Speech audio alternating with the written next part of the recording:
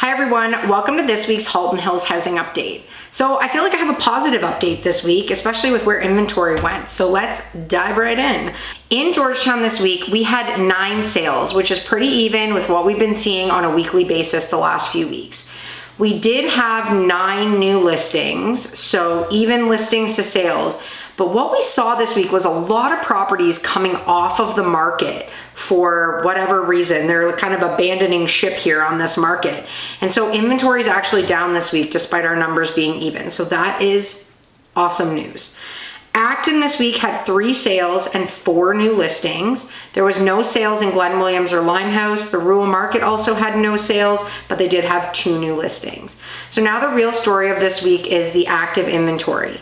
Last week, all of Halton Hills was at 179 active listings. This week, we are down to 172 active listings. So we have seen a significant drop the last few weeks. And we are like way down from the 192, 193 we were seeing in July. So those are overall really good numbers. And like I said, what we're seeing is a lot of sellers. It's not even that our sales are high.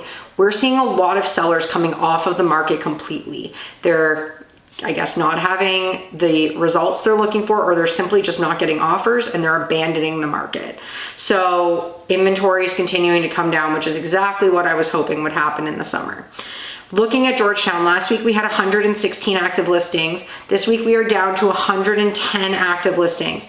That is the lowest number we have seen in a very long time in Georgetown. And again, this is good news for the sellers. This is all coming back to supply and demand.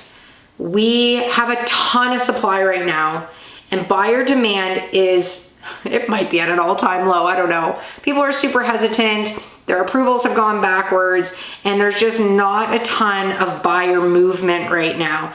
And so as inventory drops, though the buyers that do exist are going to be more willing to participate in the market with what's there versus like waiting to see. Looking at our price points, under 800,000 is down from 15 to 14 active listings this week. Majority of those are condo apartments and condo townhomes still. So not a ton of the resale freeholds coming in under the 8 quite yet. 800 to $1 million is down from 28 to 26 active listings. The interesting thing in this price point, of those 26, 18 of them are detached homes. There was a time in February where I said to a client, I don't know if you're ever going to be able to get a Delrex bungalow under $1 million again.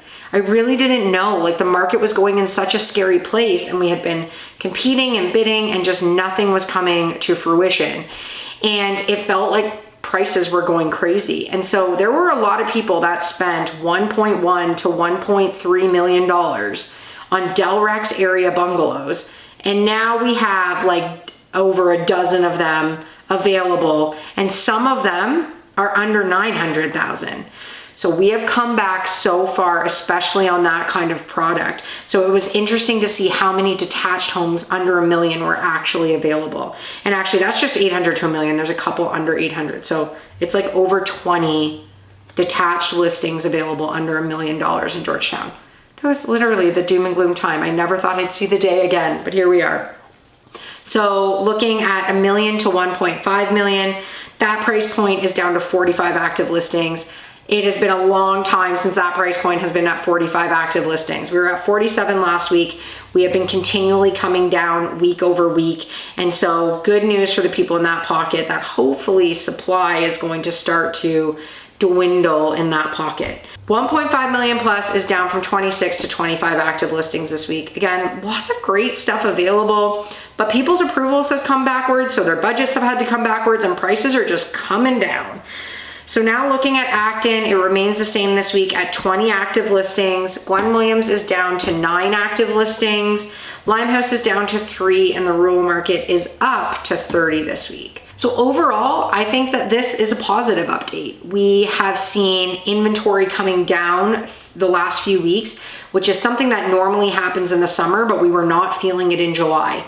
So a mix between less listings coming up and listings that are currently on the market opting to come off the market is helping to create maybe a little bit of a cushion for sellers right now. Buyers right now are very hesitant. We're seeing very few showings. We're seeing very few buyers willing to actually put an offer on a property. So something to consider as a buyer though is in September, we are probably definitely getting another interest rate increase. They're suspecting it could be another 2 or 3 before the end of the year. So if I was a buyer that knows they want to transact by the end of the year, I'd really be considering looking right now, just knowing how the sellers are reacting to the market.